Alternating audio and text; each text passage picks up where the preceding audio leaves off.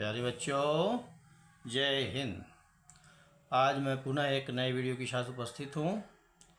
आज का हमारा विषय है CBSE क्लास 10th की हिंदी कोर्स बी की कविता आत्मत्राण। बच्चों, आत्मत्राण में कवि ने जिस तरीके से भगवान से निवेदन किया है वह पूरी तरीके से अन्य प्रार्थनाओं से अलग है। अन्य प्रार्थनाओं में कवि अपने दुख को हरण करने के लिए, सुख संपत्ति से पूर्ण करने के लिए निवेदन करता है, लेकिन यहाँ पर कवि ने परमात्मा से निवेदन करते हुए कहा है कि मुझे आप शक्ति दो, बुद्धि दो, बल दो, विद्या दो।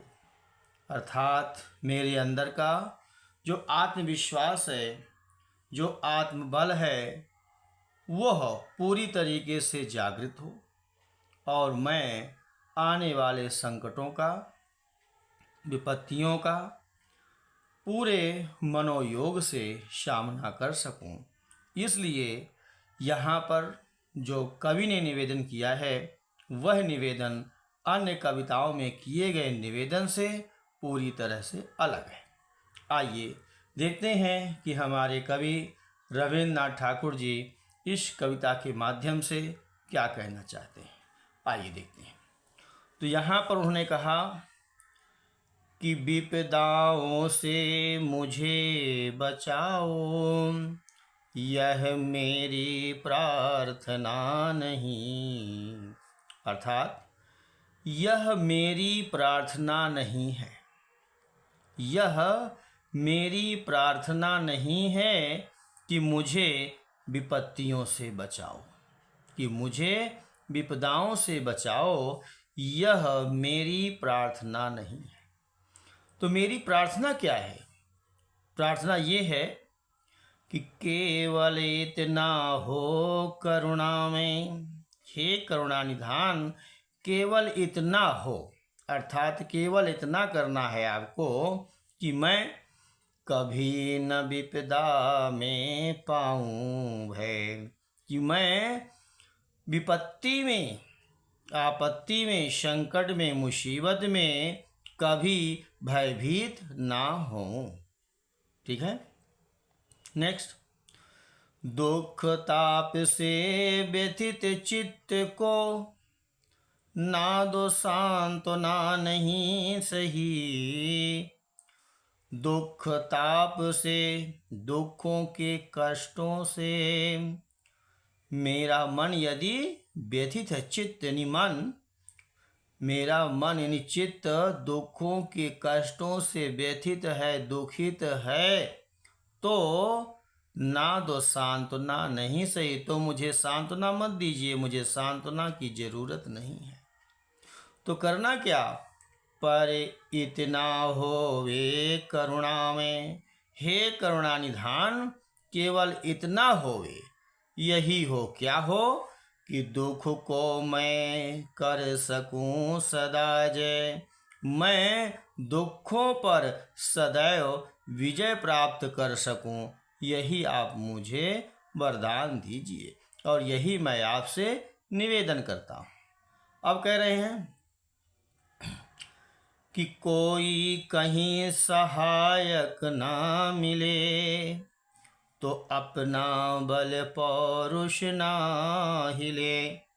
यदि कोई कहीं सहायक ना मिले, यदि आपत्ति, संकट, विपत्तियों में जब मुझे कोई सहायक नहीं मिले, कोई सहयोगी ना मिले, तो इतना मेरे अंदर आत्मविश्वास हो कि जो अपना बल पौरुष है, अर्थात जो मानवीय शक्ति है, जो मेरा आत्मविश्वास है, आत्मबल है, वह ना हिले, अर्थात वह कमजोर ना हो। अगली पंक्ति में, हानि उठानी पड़े जगत में, लाभ अगर वंचना रही। यदि इस संसार में, जगत में मुझे हानि उठानी पड़े, मुझे मेरे हाथ हानि आए और मैं लाभ से वंचित हो जाऊं। लाभ अगर वंचना रही, मैं अगर लाभ से वंचित हो जाऊं और मुझे हानि उठानी पड़े, तो मेरे अंदर का आत्मबल इतना मजबूत हो कि तो भी मन में ना मानूं छे। मैं ऐसे हानि को मन में ना मानूं, अर्थात उसे अपने मन में लिए ना बैठा रहूं कि मेरा तो नुकसान हो गया, अब कैसे होगा, क्या होगा। यानी जो बीती हुई बात है उसको मैं पूरी तरीके से भुलाऊं और जो भी नुकसान मेरे जीवन में हो उसको मैं मन में लेकर के उदास ना बैठा रहूं, बल्कि उसको सहन करने की मुझे शक्ति दो। अब आगे कह रहे हैं कि मेरा त्राण करो तुम अनुदिन, यानी मेरी रक्षा, मेरा बचाव करो अनुदिन तुम। हे परमात्मा, आप मेरी रक्षा प्रतिदिन करो, यह मेरी प्रार्थना नहीं, यह मेरी प्रार्थना नहीं है कि आप रोज मेरी रक्षा करो, यानी रोज रोज आप मेरी बचाव के लिए उपस्थित हो, ये मेरी प्रार्थना नहीं है। तो मेरी प्रार्थना क्या है? बस इतना होवे करुणा में, हे करुणा निधान, बस इतना होना चाहिए। क्या होना चाहिए? कि तरने की हो शक्ति अनामे, यानी मुझे निरोग बनाइए, स्वस्थ बनाइए, मैं पूरी तरीके से अपने अंदर की शक्तियों से, आत्मविश्वास से इतना भरपूर रहूं कि मैं तरने की शक्ति, अर्थात उनसे पार करने की जो शक्ति है, उबरने की जो शक्ति है, वह मेरे इस जीवन में रहे, अर्थात मैं उनको पूरी तरीके से पार कर जाऊं। इसलिए आप मुझे सदैव जो है निरोगी बनाएं और मैं इनको सदैव पार करता रहूं। मेरा भार अगर लघु करके, ना दो सांत्वना नहीं सही।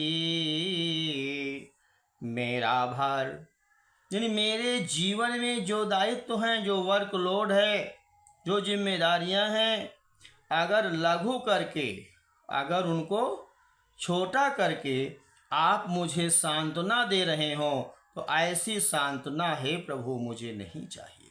मैं जिम्मेदारियों के बोझ से भागना नहीं चाहता, मैं जिम्मेदारियों के भार को लघु करना नहीं चाहता, छोटा नहीं करना चाहता, बल्कि आप मुझे क्या करें? केवल इतना रखना अनुनय, केवल आपसे इतना विनय रखना है, आपसे यही विनती करना है कि मुझे इतनी शक्ति दीजिए कि वहन कर सकूं इसको निर्भय। मैं इसको निर्भय होकर के क्या करूं? वहन कर सकूं, अर्थात इन जिम्मेदारियों का निर्वाह कर सकूं।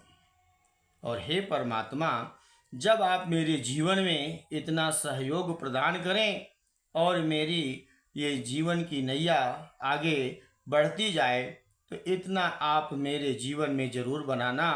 क्या? कि नत सिर होकर सुख के दिन में, यानी सुख के दिन में भी मैं नतमस्तक होकर के क्या करूं? तव मुख पहचानो छिन छिन में। तव यानी तुम्हारा मुख पहचानो, अर्थात आपको मैं एक पल के लिए भी ना भूलूं, यानी हर क्षण मुझे आपकी याद आती रहे, अर्थात मैं हर पल आपको याद करता रहूं। मेरा हर एक कार्य आपके ही जो है याद में शुरू हो, भक्ति में शुरू हो, प्रार्थना के साथ शुरू हो। क्योंकि यहाँ पर अन्य कवियों ने भी कहा है कि इंसान की ये आदत होती है क्या? कि दुख में सुमिरन सब करें, सुख में करे न कोय, अजो सुख में सुमिरन करे, तो दुख काहे को हो। इसलिए यहाँ कवि ने कहा है कि आप मेरे अंदर का एक जो विश्वास है, जो भक्ति का, आस्था का, श्रद्धा का जो विश्वास है वह बना रहे, आपको हर पल में पहचानूं। और अंतिम पंक्तियों में देखिए, ये सीबीएसई के इस प्रश्नोत्तरों में ये बहुत ज़्यादा आता है कि कवि ने अंतिम पंक्ति में किस प्रकार निवेदन किया है, जरा ध्यान देंगे तो क्या कह रहा है यहाँ पे कवि कि दुख रात्रि में करे वंचना,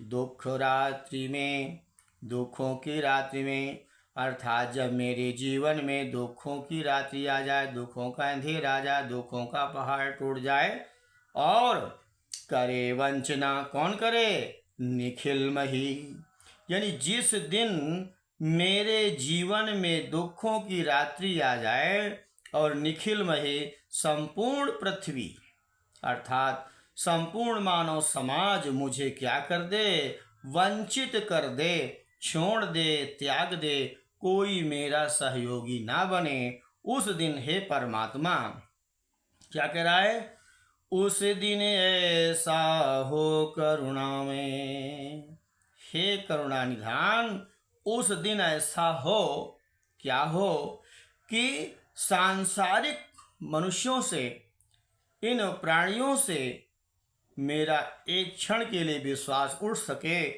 या उठ सकता है, लेकिन तुम पर करूं नहीं कुछ संशय, लेकिन आप पर मैं एक रंच मात्र भी संशय ना करूं, अर्थात विकराल विषम परिस्थितियों में भी आप पर मेरी आस्था बनी रहे, आप पर मेरा विश्वास बना रहे, आप पर मेरी भक्ति बनी रहे कि आप जरूर मेरा साथ देंगे, संसार की कोई शक्ति और साथ दे या ना दे, लेकिन हे परमात्मा, हे नारायण, आप पर मेरा विश्वास सदैव बना रहे, यही मुझे आप भक्ति दीजिए।